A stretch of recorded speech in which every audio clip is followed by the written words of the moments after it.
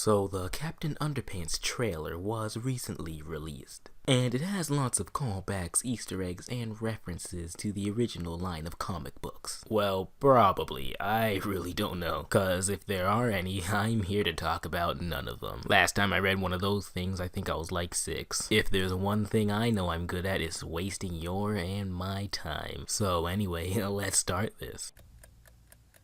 What is happening right now? I don't know. Let's try and leave and see what happens. The first thing I noticed is that you can see Mr. Crook is always mad. Look at him here and then look at that statue of him. He must have a pretty good reputation. Or is it a bad reputation? You can obviously see that his hair is detachable, yet in this scene when he moves around like that, it doesn't even fall off his round egg-shaped face. Wow, that's an expensive door.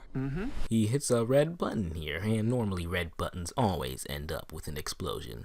From the studio that brought you Shrek, Kung Fu Panda, and Madagascar. They clearly state that this studio brought us Shrek, Kung Fu Panda, and Madagascar, but they don't state that it also brought us Shark Tale Home and the Bee Movie. I wonder why.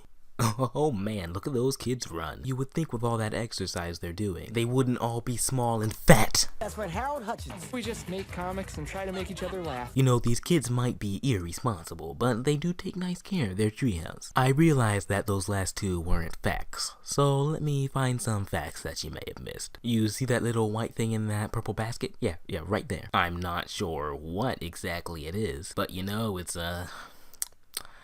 probably important. So it's pretty dark in this scene and I can't really make it out, but I'm pretty sure those donuts are still in that box. If they leave that box out there, they are going to get some ants. And this old guy is Mr. Crook. This is an old guy? Well, let me tell you, most old people nowadays look like this.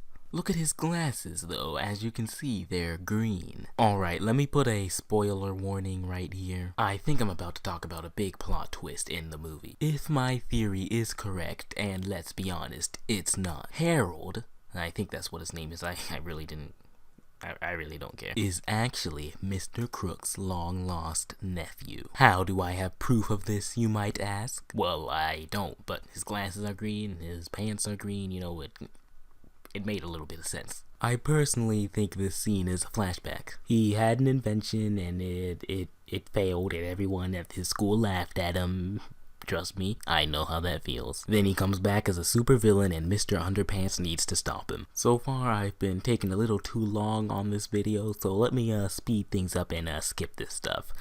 It's probably not important. I told you I would get you one day. Wait, is he resting that jukebox on his shoulder or is it just like on his noodle arms? Because if it's on his noodle arms, he has some seriously strong noodle arms. I'm going to have you two placed in separate classes.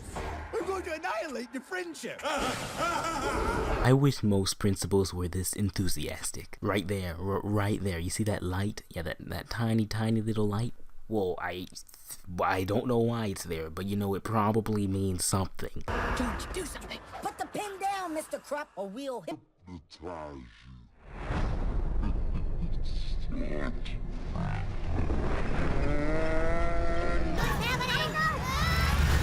I snap my fingers, you will obey our every command. Swear